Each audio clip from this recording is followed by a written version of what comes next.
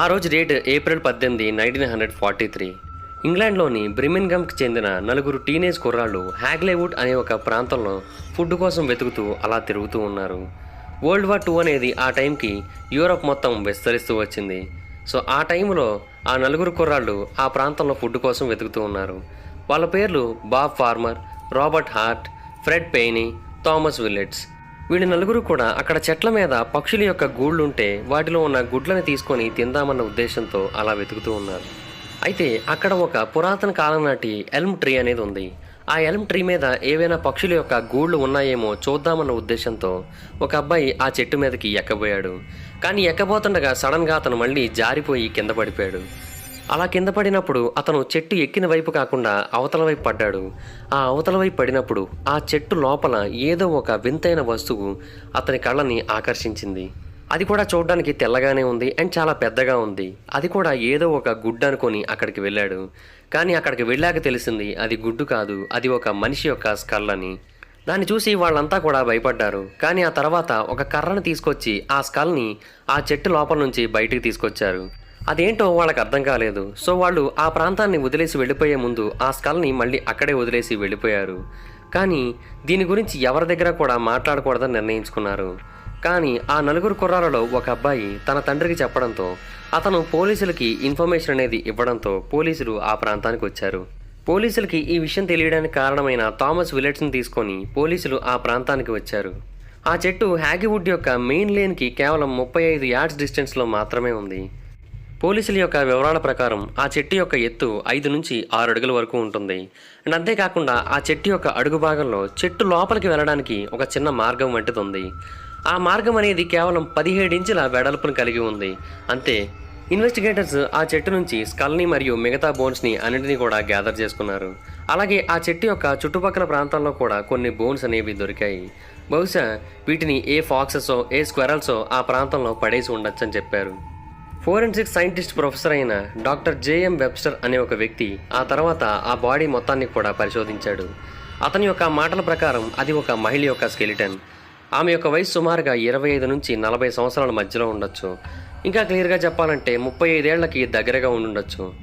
ఆమె యొక్క బోన్స్ని మనం బాగా అబ్జర్వ్ చేస్తున్నట్టయితే ఆమెలో ఎటువంటి డిసీజు లేదు. అలాగే ఆమె చనిపోవడానికి ముందు ఎటువంటి వైలెన్స్కి కూడా గురైనట్టుగా కనిపించట్లేదు.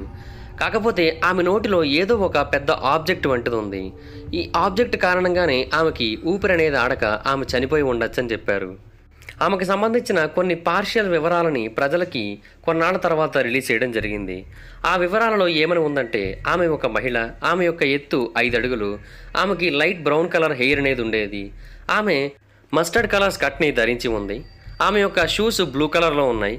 ఒకటి చెట్టు బయట భాగంలో దొరకగా మరొకటి చెట్టు లోపల భాగంలో దొరికింది. దీని యొక్క సైజు 5.5. ఆ షూస్ యొక్క క్వాలిటీని చూసినట్టయితే చాలా చీప్గా కనిపించాయి. అలాగే ఆమె చేతికి ఒక వెడ్డింగ్ రింగ్ కూడా ఉంది. కాకపోతే అది గోల్డ్ రింగ్ కాదు, రోల్డ్ గోల్డ్ వెడ్డింగ్ రింగ్. ఆమె గురించి ఆ పిల్లలకి ఆ తర్వాత పోలీసులకి తెలిసే టైంకి ఆమె చనిపోయి 18 నెలలు అవుతుందని ఒక అంచనాకు వచ్చారు. చాలామంది ఆమెది ఆత్మహత్య అన్నారు, కానీ ఆమెది ఆత్మహత్య కాకపోవచ్చని ఒక నిర్ణయానికి వచ్చారు. ఎందుకంటే ఆ చెట్టు యొక్క షేప్ అనేది ఆత్మహత్య చేసుకునే విధానంగా లేదు. ప్రొఫెసర్ జేఎం వెబ్స్టర్ యొక్క మాటల ప్రకారం ఒక మనిషి అలాంటి ఒక చెట్టు లోపలికి తనకు తానుగా వెళ్ళి ఆత్మహత్య చేసుకుంటాడని నేను అనుకోవట్లేదు. ఎవరైనా చనిపోవాలనుకుంటే ఎత్తైన బిల్డింగుల మీద నుంచో లేదా ఎత్తైన పర్వతాల మీద నుంచో దూకేసి చనిపోతారు, లేదా విషం తాగు లేదా కాల్చుకొని చనిపోతారు తప్ప ఇలాగా ఒక చెట్టు లోపలికి దూరిపోయి మరీ చనిపోరని చెప్పాడు ఆయన. ఈ వివరాలన్నీ తెలిసిన తర్వాత పోలీసులు మిస్ అయిన మహిళల యొక్క రికార్డ్స్ మొత్తాన్ని కూడా వెతకడం మొదలుపెట్టారు. కానీ వాళ్ళకి ఏమీ తెలియలేదు. ఈ ప్రాబబుల్ డిస్క్రిప్షన్ అనేది బయటికి రిలీజ్ చేసిన తర్వాత ప్రపంచవ్యాప్తంగా ఎన్నో ప్రాంతాల నుంచి చాలామంది కాల్స్ చేశారు, ఆ మహిళ మాకు సంబంధించిన మహిళ అంటూ. కానీ ఎవరు చెప్పిన డిస్క్రిప్షన్ కూడా ఆ మహిళ యొక్క పూర్తి డిస్క్రిప్షన్తో మ్యాచ్ అవ్వట్లేదు. సో ఇక్కడ చాలామందికి ఒకే ఒక అనుమానం తలెత్తింది. అదేంటంటే ఎవరో కొంతమంది లేదా ఎవరో ఒకరు ఆమెని చంపేసి ఉండొచ్చు అని. అయితే మే 4వ తారీఖున బ్రిమింగమ్ డైలీ గెజెట్ న్యూస్ పేపర్ యొక్క హెడ్లైన్స్లో డెంటిస్టుల కోసమని పిలుపునిచ్చారు. అంటే ఆ మహిళ యొక్క పళ్లలో ఉన్న కొన్ని ప్రత్యేకమైన ఫీచర్స్ని ఎవరైనా పోల్చుకునే అవకాశం ఉందని. ఎందుకంటే ఆమె యొక్క లోవర్ జాలో ఆమె యొక్క టీత్ అనేవి ఓవర్లాప్ అయి ఉన్నాయి. అండ్ అంతేకాకుండా ఒక పన్ను మిస్ అయ్యి ఉంది కూడా. ఆ మిస్ అయిన పన్నుని చూస్తున్నట్టయితే ఎవరో ఒక డెంటిస్ట్ దాన్ని తీసినట్టుగా కనిపిస్తూ ఉంది. అది కూడా ఆమె చనిపోవడానికి 1 ఏడాది ముందు తీసినట్టుగా కనిపిస్తూ ఉంది. సో డెంటిస్టులందరినీ పిలిపించి వాళ్ళలో ఎవరైనా సరే 2.5 సంవత్సరాల క్రితం ఎవరైనా ఇలాంటి ట్రీట్మెంట్ కనుక ఎవరికైనా చేసినట్టయితే వాళ్ళ ద్వారా అయినా సరే ఈ మహిళ యొక్క ఆధారాలు తెలుస్తాయనే ఉద్దేశంతో అలా చేశారు. కానీ అంత చేసినా కూడా ఆమె యొక్క ఐడెంటిటీకి సంబంధించిన ఒక్క ఆధారం కూడా దొరకలేదు. అయితే ఇదంతా ఇలా ఉండగా మార్చి 1994లో బ్రిమింగంలోని ఒక ఎంప్టీ బిల్డింగ్లో కొన్ని గ్రాఫిటీస్ కనిపించాయి. ఆ గ్రాఫిటీస్ని నార్మల్ చాక్స్తో రాశారు. ఆ గ్రాఫిటీస్లో రాసి ఉన్న అక్షరాలు ఏంటంటే who put Bella down the wych elm Hagley Wood అని. అంటే అప్పటికి ఆ బాడీని కనుగొని సంవత్సరం అయిపోతోంది, కానీ మొట్టమొదటిసారిగా ఆమెకి సంబంధించిన ఒక చిన్న ఆధారం అనేది దొరికింది. అంటే ఆమె పేరేంటనేది మనకు తెలిసింది. ఆ అక్షరాలని గోడ మీద చాలా ఎత్తులో రాశారు. సో చిన్నపిల్లలు ఎవరైనా సరే ప్రాంక్ చేశారు అని అనుకోవడానికి లేదు, ఎవరో పెద్ద వ్యక్తులే దాని గురించి రాశారు. సో పోలీసులు వెంటనే దాని గురించి ఇన్వెస్టిగేట్ చేయడం మొదలుపెట్టారు. అయితే ఈ గ్రాఫిటీని కనుగొన్న తర్వాత మరొక రిపోర్ట్ అనేది బయటకు వచ్చింది. ఆ రిపోర్టు హ్యాడన్ హిల్ రోడ్లోని ఒక ఇంటికి సంబంధించిన రిపోర్టు. ఆ ఇంటిని ఎవరో కొంతమంది కొన్ని నెలల క్రితం వ్యాండలైజ్ చేశారని, అలాగే ఆ ఇంటి మీద కూడా who put Luebella down the wych elm అనే ఒక అక్షరాలు ఉన్నాయని చెప్పారు. సో ఆ గ్రాఫిటీని ఈ గ్రాఫిటీని మ్యాచ్ చేస్తూ వచ్చినట్టయితే రెండిట్లోని కూడా మనకి ఒకటే క్లియర్గా తెలుస్తోంది. అదేంటంటే విచ్ ఎల్మ్ అనే పదాలు మనకి ఎగ్జాక్ట్గా మ్యాచ్ అవుతున్నాయి. అండ్ అంతేకాకుండా వాటిని రాసిన విధానం కావచ్చు, ఆ హ్యాండ్ రైటింగ్ కావచ్చు, ఇవన్నీ కూడా ఎగ్జాక్ట్గా మ్యాచ్ అవుతున్నాయి. సో పోలీసులు ఎవరో ఒక వ్యక్తి ఆమెను చంపేసి ఉంటాడు, అతనే ఆమె యొక్క మరణానికి కారణం అని అనుకున్నారు. అండ్ ఇంకొకటి ఏంటంటే ఆ రెండిటిలోని కూడా బెల్లా అనే ఒక పేరు కామన్గా ఉంది కాబట్టి ఆమె యొక్క పేరు ఖచ్చితంగా బెల్లాయే అయి ఉంటుందని కన్ఫర్మేషన్కి వచ్చారు. ఆ తర్వాత ఆగస్టు 1994లో ఇటువంటి రైటింగ్స్ మళ్ళీ కనిపించడం మొదలుపెట్టాయి. ఆ రైటింగ్స్లో ఏమని రాసి ఉందంటే Hagley Wood Lubella was opposite Rose and Crown Hasbury అని రాసి ఉంది. దీన్ని రాసింది 2 ప్రాంతాలలో, ఒక ప్రాంతం పేరు హ్యాలజోవెన్, రెండో ప్రాంతం పేరు వోల్వర్ హ్యాంప్టన్. ఈ రెండు కూడా చాలా దగ్గరగానే ఉన్న ప్రాంతాలు. అండ్ ఈసారి కూడా సేమ్ హ్యాండ్ రైటింగ్ అనేది మ్యాచ్ అయింది. బట్ ఆ బెల్లా ఎవరు? నిజంగానే ఆ చనిపోయిన మహిళ పేరు బెల్లాయేనా? నిజంగా ఆమెను ఎవరైనా చంపారా? ఇలాంటివేవి కూడా ఎవరికీ అర్థం కాలేదు. అయితే 1953లో అంటే చివరిసారిగా గ్రాఫిటీ అనేది కనిపించిన 9 సంవత్సరాల తర్వాత పోలీస్ అథారిటీస్ మరియు కొంతమంది ప్రైవేట్ డిటెక్టివ్స్ కలిసి ఒకే విషయాన్ని తేల్చారు. అదేంటంటే వాళ్ళు కేసుని తప్పుడు మార్గంలో పరిశోధిస్తున్నారని, అండ్ ఇన్ఫ్యాక్ట్ నిజానికి ఆ అమ్మాయి పేరు బెల్లా కాకపోవచ్చని కూడా చెప్పారు. సో పోలీసులు ఒక క్లారిటీకి రాని ఆ టైంలో కొన్ని థియరీస్ బయటకు వచ్చాయి. అందులో మొదటి థియరీ ఏంటంటే పోలీసులు చెప్పిన థియరీ. పోలీసుల యొక్క మాటల ప్రకారం ఆ టైంలో యుద్ధం అనేది కంటిన్యూస్గా జరుగుతూ ఉంది. సో యుద్ధానికి సంబంధించిన ఎయిర్ రైడ్స్ అనేవి కూడా జరుగుతూనే ఉన్నాయి. ఆ మహిళ అలాగా అడవిలో తిరుగుతున్న టైంలో ఆమెకి ఎయిర్ రైడ్కి సంబంధించిన సైరన్స్ అనేవి వినిపించాయి. సో ఆమె సేఫ్టీగా ఉండాలి అనే ఉద్దేశంతో ఆ చెట్టు లోపలికి వెళ్ళి దాక్కుంది. కానీ ఆ ఎయిర్ రైడ్స్ చేసిన వాళ్ళు ఆమెను చూసి ఆమెను బలాత్కారం చేసి ఆ తర్వాత వదిలేద్దాం అనుకున్నప్పటికీ ఆమె చనిపోవడంతో ఆ తర్వాత ఆమెని ఆ చెట్టు లోపలే అలా కుక్కేసి వెళ్ళిపోయి ఉంటారని చెప్పారు. ఆమె గురించి ఎవరూ కంప్లైంట్ చేయకపోవడానికి కారణం ఏంటంటే ఆమె పోలీస్ రైడ్స్లో చనిపోయి ఉంటుందని ఆమె కుటుంబీకులు భావించి కంప్లైంట్ ఇవ్వలేదని చెప్పారు. కాకపోతే ఈ థియరీ ఒక విషయంలో ఫెయిల్ అయింది. అదేంటంటే ఆ మహిళ ఆ చెట్టు లోపలికి ఎలా వెళ్ళింది, దానికి ఎవరు కారణం? ఈ విషయం గురించి అయితే ఆ థియరీ అస్సలు చెప్పలేకపోయింది. థియరీ నెంబర్ 2, 1950లో ఒక ఆర్టికల్ అనేది బ్రిమింగం డైలీ గ్యాజెట్లో పబ్లిష్ చేయబడింది. దాన్ని రాసిన వ్యక్తి పేరు ఈజిప్టాలజిస్ట్ అయిన డాక్టర్ మార్గరెట్ ముర్రే అనే ఒక వ్యక్తి. ఆ వ్యక్తి చెప్పిన మాటల ప్రకారం ఆ మహిళ తనకి తానుగానే త్యాగం చేసుకుంది అని చెప్పాడు. ముర్రే యొక్క మాటల ప్రకారం సాధారణంగా కొంతమంది విచ్ క్రాఫ్ట్స్గా మారాలని అనుకుంటూ ఉంటారు, అంటే రాక్షసులుగా మారాలని అనుకుంటూ ఉంటారు. దీనికి సంబంధించి గ్రేట్ బ్రిటన్లోని కొన్ని ప్రాంతాలలో ఇప్పటికీ కూడా పూజలు, హోమాలు వంటివి జరుగుతూ ఉంటాయి. కొంతమంది మనుషులు వాళ్ళకి దుష్టశక్తులు అనేవి రావడం కోసం ఇలాగ మనుషుల్ని బలిస్తూ ఉంటారు. దాన్ని నరబలి అంటారు. వాళ్ళు ఈవెన్ చేతబడిని కూడా చేస్తూ ఉంటారు. అలాంటి వాళ్ళలో ఎవరో ఒకరే ఈమెని చంపేసి ఉండొచ్చని చెబుతున్నారు. అంటే ఈమెది హత్యే, కానీ అందరూ అనుకుంటున్నట్టుగా ఈమె యుద్ధం కారణంగానో లేదా ఎవరో కావాలని చంపితేనో చనిపోలేదు. కొంతమంది కొన్ని రకాల అతీత శక్తుల్ని పొందడం కోసమని ఈమెను బలిచ్చారని చెప్పాడు. ముర్రే యొక్క మాటల ప్రకారం ఆమె యొక్క మృతదేహం దొరికిన తర్వాత ఆమెకి దగ్గరలోనే మరొక మృతదేహం కూడా దొరికింది. ఈమెను చంపేసిన వాళ్ళే ఆమెను కూడా చంపేసి ఉంటారు. వాళ్ళంతా కూడా ఆ డెవిల్ వర్షిప్పర్సే అని చెప్పాడు అతను. అయితే డొనాల్డ్ మ్యాక్కార్మిక్ అనే ఒక ఆథర్ యొక్క మాటల ప్రకారం ఈ హ్యాగ్లేవుడ్ అనే ఒక ప్రాంతం అనేది ఎప్పుడూ కూడా విచ్చెస్కి చాలా అనుకూలంగా ఉంటుంది. ఈవెన్ ఒకనొక సిచ్యువేషన్లో ఒక విచ్ ఒక ఆత్మని ఒక చెట్టు లోపల దాచడానికి కూడా అతను చూశానని చెప్పాడు. ఆ ఆత్మని బయటికి రానివ్వకుండా చేయడం కోసం ఆ చెట్టుని ఒక ప్రిజన్ లాగా ఆ విచ్ వాడుకుంటుందని కూడా అతను చెప్పాడు. అండ్ అతని యొక్క మాటల ప్రకారం యాక్చువల్గా ఆ మృతదేహాన్ని ఆ చెట్టు లోపల పెట్టడానికి ముందు ఆ చెట్టు మొత్తాన్ని కూడా చాలా వరకు తవ్వారు. ఆ తర్వాతే ఆ మృతదేహాన్ని చెట్టు లోపల ఉంచారు. కానీ ఆ తర్వాత 18 నెలల పాటు ఆ మృతదేహం అక్కడే ఉంది. ఈ 18 నెలల కాలంలో ఆ చెట్టు అలా విపరీతంగా పెరిగిపోయిందని చెప్పాడు అతను. అయితే ఎంతమంది ఎన్ని చెబుతున్నప్పటికీ కూడా బెల్లా యొక్క మరణానికి కారణం ఏంటనేది ఎవరికీ అర్థం కావట్లేదు.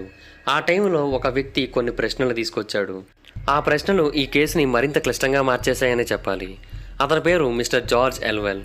జనవరి 1954న ఒకరోజు రాత్రిపూట అతను హ్యాగ్లీవుడ్ ప్రాంతంలో నడుస్తూ ఉన్నాడంట.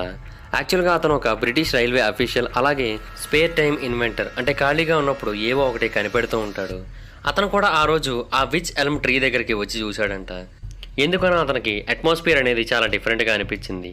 సో అందుకని అతను ఒక హైప్నోటిక్ ట్రాన్స్ని, అలాగే ఒక బ్లింకింగ్ కార్ హెడ్ ల్యాంప్ని ఉపయోగించి ఒక మిర్రర్ని కూడా అక్కడ ఉంచి ఆ ప్రాంతంలో వచ్చే సౌండ్స్ అన్నిటిని కూడా రికార్డ్ చేయడం మొదలుపెట్టాడు. అలా రికార్డ్ చేసిన తర్వాత అతనికి ఏవో వింత వింత శబ్దాలు వినిపించాయి. అలా 15 నిమిషాల పాటు రికార్డ్ చేసిన తర్వాత ఆ ట్రాన్స్క్రిప్ట్ని అతను పోలీసులకు పంపించాడు. ఆ ట్రాన్స్క్రిప్ట్తో పాటుగా చంపిన వ్యక్తుల యొక్క పేరు, అలాగే వాళ్ళ యొక్క డిస్క్రిప్షన్ అన్నిటినీ కూడా పంపాడు. పోలీసులు అతను పంపిన రిపోర్ట్తో ఏం చేశారనే తెలియదు, కానీ వాళ్ళైతే కేస్ క్లోజ్ అనే ఒక విషయాన్ని ఎప్పుడూ అనౌన్స్ చేయలేదు. థియరీ నెంబర్ 3, ఇదే ఫైనల్ థియరీ. ఈ థియరీ ప్రకారం కొంతమంది చెప్పేది ఏంటంటే, ఎందుకని ఆ మహిళ గురించి ఐడెంటిఫై చేయడానికి ఎవరూ కూడా ముందుకు రాలేదు. దానికి కారణం ఏంటంటే ఆమె ఒక ఫారినర్ కాబట్టి. ఇంకా క్లియర్గా చెప్పాలంటే ఆమె ఒక నాజీ స్పై కాబట్టి. 1953 నవంబర్లో వోల్వర్హాంప్టన్ న్యూస్ పేపర్ వాళ్ళకి ఒక లెటర్ వచ్చింది.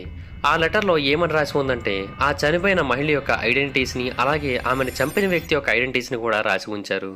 ఆ లెటర్ని రాసిన వ్యక్తి పేరు అన్నా. అయితే ఆ లెటర్లో ఏమని రాశారంటే, మీరు ఈ మిస్టరీని ఎప్పటికీ కూడా సాల్వ్ చేయలేరు. దానికి కారణం ఏంటంటే, ఈ ప్రశ్నలన్నిటికీ కూడా జవాబు చెప్పే వ్యక్తి ప్రస్తుతం ఈ భూమి మీద లేడు, అతను చనిపోయాడు. ఆ ఎఫ్ఐఆర్ అనేది క్లోజ్ అయిపోయింది. కాకపోతే ఆ ఎఫ్ఐఆర్కి విచెస్తో కావచ్చు, లేదంటే బ్లాక్ మ్యాజిక్తో కావచ్చు, లేదా మూన్ లైట్ రైట్స్తో కావచ్చు అసలు ఎలాంటి సంబంధం లేదు. ఈ సంఘటనకు కారణమైన వ్యక్తి 1942లోనే చనిపోయాడు. అండ్ అఫ్ కోర్స్ ఆ చనిపోయిన మహిళ ఒక డచ్ మహిళ. ఆమె ఇంగ్లాండ్కి ఇల్లీగల్గా 1941లో వచ్చింది అని రాసింది.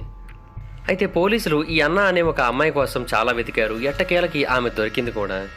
ఆమె దొరికినప్పుడు ఆమెని ఈ కేసుకు సంబంధించి అడిగారు. అప్పుడు తెలిసిన విషయం ఏంటంటే, ఆమె పేరు అన్నా కాదు, ఆమె పేరు యునా మసూప్. ఆమె భర్త పేరు జాక్ మసూప్. అతను రాయల్ ఎయిర్ ఫోర్స్లో పైలట్గా పనిచేస్తూ ఉన్నాడు. అయితే అతను పైలట్గా పనిచేస్తున్నప్పటికీ కూడా నాజీల దగ్గర స్పైగా కూడా పనిచేస్తున్నాడు. అలాగే ఆ చనిపోయిన మహిళ కూడా స్పైగానే పనిచేస్తూ ఉంది. వీళ్ళిద్దరూ కూడా ఒక కేసుకు సంబంధించి స్పైగా పనిచేస్తూ ఉన్నారు. ఇంగ్లాండ్స్లో ఫ్యూచర్ ఎయిర్ రైడ్స్ అనేవి ఏ ఏ ప్రాంతాల్లో జరగబోతున్నాయి అనే విషయాల గురించి వాళ్ళు తెలుసుకోవాలనుకుంటున్నారు. ఆ క్రమంలోనే ఏదో జరిగి ఆమె చనిపోయి ఉండొచ్చు, అలాగే తన భర్త కూడా చనిపోయాడని చెప్పింది. ఈమె ఇలా చెబుతూ ఉంటే మరికొందరు చెప్పే థియరీ ఏంటంటే, జాక్ మసోప్తో మరొక ఫ్రెండ్ కూడా ఉన్నాడు. అతని పేరు వ్యాన్ రాల్ట్. వీళ్ళిద్దరూ కలిసి ఆ మహిళతో పాటు ఒక పబ్లో కూర్చొని మందు తాగడం చూశారంట. ఆ టైంలో ఆ మహిళ చాలా ఎక్కువగా తాగేసింది. సో వీళ్ళిద్దరూ కలిసి ఆమె మీద ఒక జోకరే చేద్దామన్న ఉద్దేశంతో పూర్తిగా మత్తులో పడిపోయి ఉన్న ఆమెను తీసుకుని వెళ్ళి ఈ చెట్టు లోపల పెట్టారు. కాకపోతే దురదృష్టవశాత్తు ఆమె ఆ చెట్టు లోపల నుంచి బయటికి రాలేకపోయింది అండ్ అక్కడే చనిపోయింది కూడా అని చెప్పారు. అయితే ఈ కథకి మరొక వెర్షన్ కూడా ఉంది. వ్యాన్ రాల్ట్ మరియు ఒక మహిళ ఇద్దరు కూడా ఒక కారులో వెళ్తున్నారు. ఆ టైంలోనే వాళ్ళు జాక్ని పిక్ చేసుకున్నారు. అయితే ఆ తర్వాత కొంతసేపటికి వ్యాన్ రాల్ట్కి మరియు ఆ మహిళకి మధ్య గొడవ అనేది జరిగింది. దానికి కారణం ఏంటంటే, వాళ్ళ యొక్క స్పైరింగ్లో వాళ్ళ యొక్క నిర్ణయాల పట్ల వాళ్ళకున్న వ్యతిరేకతలే. ఈ గొడవ కారణంగా వ్యాన్ రాల్టే ఆమెను చంపేసి ఆ తర్వాత ఆ చెట్టు లోపల అలా పెట్టి ఉండొచ్చని చెప్పారు. అయితే ఆ మహిళకి ఏం జరిగింది, ఎలా జరిగింది అనేది పక్కన పెట్టినట్టయితే, ఆ మహిళకి అలా జరగడం వల్ల ప్రతిరోజు కూడా ఆమె భర్తకి పీడకలలు అనేవి వచ్చేవంట. దీని కారణంగా అతని యొక్క మానసిక ఆరోగ్యం అనేది పూర్తిగా క్షీణించింది. ఆ తర్వాత అతను మెంటల్ హాస్పిటల్లో చనిపోయాడంట. అతను చనిపోయిన కొన్నాళ్ళకే బెల్లా యొక్క బాడీ పార్ట్స్ అనేవి మనకి ఆ చెట్టు లోపల దొరికాయి. కానీ యూనా చెప్పిన మాటల్ని కూడా చాలామంది నమ్మడానికి ఇష్టపడలేదు. అయితే అన్నా అన్న పేరుతో ఆమె ఒక లెటర్ రాసింది కదా, ఆ లెటర్లో ఆమె ఒక డచ్ మహిళ అని ఆమె పేర్కొంది. ఎప్పుడైతే ఆమె డచ్ మహిళ అని పేర్కొందో, ఆథర్ అయిన డొనాల్డ్ వెంటనే హోలాండ్కి ట్రావెల్ అయ్యాడు. బహుశా అక్కడ ఆమెకు సంబంధించిన ఇన్ఫర్మేషన్ ఏమైనా దొరికే అవకాశం ఉందని. అయితే అక్కడ అతనికి ఒక ఎవిడెన్స్ అనేది దొరికింది. అదేంటంటే యూనా రాసింది నిజమే అని. నాజీల యొక్క ఎస్పియానేజ్ సిస్టమ్ మీద అతను పూర్తిగా స్టడీస్ చేస్తున్న టైంలో లెహరర్ అనే ఒక నాజీ స్పై అతనికి ఒక ఇన్ఫర్మేషన్ ఇచ్చాడు. అదేంటంటే చాలామంది నాజీలని బ్రిటన్కి స్పైస్గా పంపడం జరిగిందని అతను చెప్పాడు. అయితే లెహర్కి ఒక గర్ల్ ఫ్రెండ్ ఉండేది. ఆమె బ్రిహంగంలో 1930ల కాలంలో నివసిస్తూ ఉండేది. అయితే ఆమెకి బ్రిటన్కి సంబంధించిన నాలెడ్జ్ అనేది చాలా ఎక్కువగా ఉండేది. అండ్ అంతేకాకుండా ఆమె డచ్ యాక్సెంట్ని కూడా చాలా పర్ఫెక్ట్గా మాట్లాడగలిగేది. సో ఆమెకి ఎక్కడా కూడా ఎటువంటి ప్రాబ్లము రాలేదు.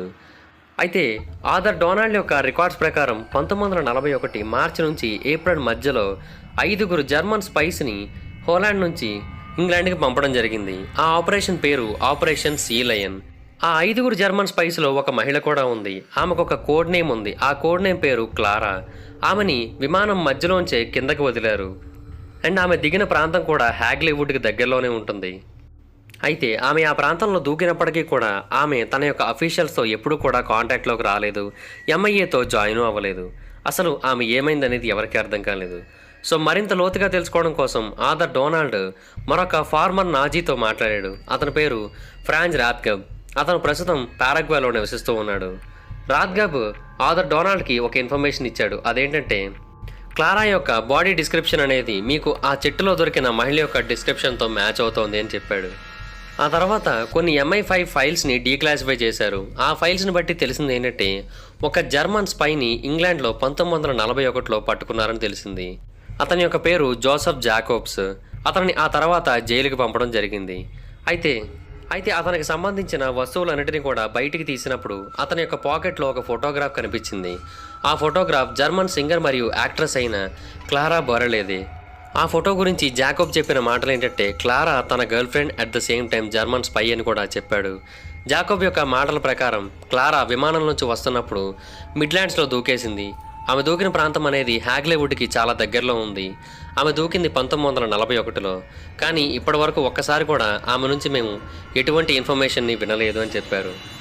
సో సుమారుగా 3 నుంచి ఒకే రకమైన ఇన్ఫర్మేషన్ అందింది. అదేంటంటే ఒక అమ్మాయి పేరు క్లారా, ఆమె జర్మన్ స్పై, ఆమె విమానంలోంచి దూకింది, ఆమె దూకిన ప్రాంతం పేరు హ్యాగ్లీవుడ్. సో అందరూ కూడా ఆల్మోస్ట్ ఈ క్లారాని ఆ చెట్టులో దొరికిన మహిళ అనుకున్నారు. కానీ తర్వాత తెలిసిన విషయం ఏంటంటే ఆ క్లారా వేరు, ఈ చెట్టులో దొరికిన మహిళ వేరు. ఎందుకంటే క్లారా యొక్క ఎత్తు 5 అడుగుల 10 ఇంచులు, కానీ చెట్టులో దొరికిన మహిళ యొక్క ఎత్తు అనేది కేవలం 5 అడుగులు మాత్రమే. అండ్ ఇంకా ఆశ్చర్యకరమైన విషయం ఏంటంటే 1942లో బెర్లిన్ హాస్పిటల్లో క్లారా చనిపోయినట్టుగా ఒక లాగ్ ఎంట్రీ కూడా ఉంది. అంటే ఆమె ఆ హాస్పిటల్లోనే చనిపోయిందని వాళ్ళు చెబుతున్నారు. ఈ లాగ్ బుక్ ఎంట్రీ గురించి తెలిసిన తర్వాత ప్రపంచం మొత్తం ఆశ్చర్యపోయింది. ఎందుకంటే అప్పటి వరకు క్లారాని ఆ చెట్టులో దొరికిన మహిళ అనుకున్నారు. కానీ కాదని తెలియడంతో అందరూ ఆశ్చర్యపోయారు. కానీ ఇక్కడ కొన్ని ప్రశ్నలు వచ్చాయి. అదేంటంటే క్లారా అనేది ఒక మహిళ యొక్క పేరా, లేదా జర్మన్ స్పైలలో ఉన్న మహిళలందరికీ కూడా క్లారా అనే పేరే పెడతారా? ఒకవేళ పెట్టినట్టయితే ఈ క్లారా వేరు, ఆ క్లారా వేరా? అసలు బెల్లా అని ఎందుకు పేరు వచ్చింది? బెల్లా అన్న పేరుతో గ్రాఫిటీల్ని ఎందుకు రాశారు? రాసిన వాళ్ళు ఎవరింతకి? ఆమె పేరు క్లారా అయితే బెల్లా అని ఎందుకు రాశారు? ఒకవేళ ఆమె పేరు క్లారా కాకుండా బెల్లాయే అసలు పేరు అయ్యింది, క్లారా అనే ఒక కోడ్ నేమ్తో ఆమె తిరుగుతూ ఉందా? ఈ ప్రశ్నలో ఒక్క ప్రశ్నకు కూడా జవాబు దొరకలేదు. ఆమె చనిపోయిన 18 నెలల తర్వాత 4 కుర్రాళ్ళు ఆమె యొక్క బాడీని చూసి ఎలాగైతే పోలీసులకి ఈ కేసు గురించి తెలియజేశారో అలాగే మరికొంతమంది ఎవరో ఒకరు ఎక్కడో ఒక చోట ఈ కేసుకు సంబంధించి ఏదో ఒక హింట్ని పోలీసులకు ఇచ్చినట్టయితే ఈ కేసు ముందుకు వెళ్ళొచ్చేమో. అప్పటి వరకు ఈ Bella in the wych elm అనే ఒక కేసు అన్సాల్వ్డ్ కేసుగానే మిగిలిపోతుంది.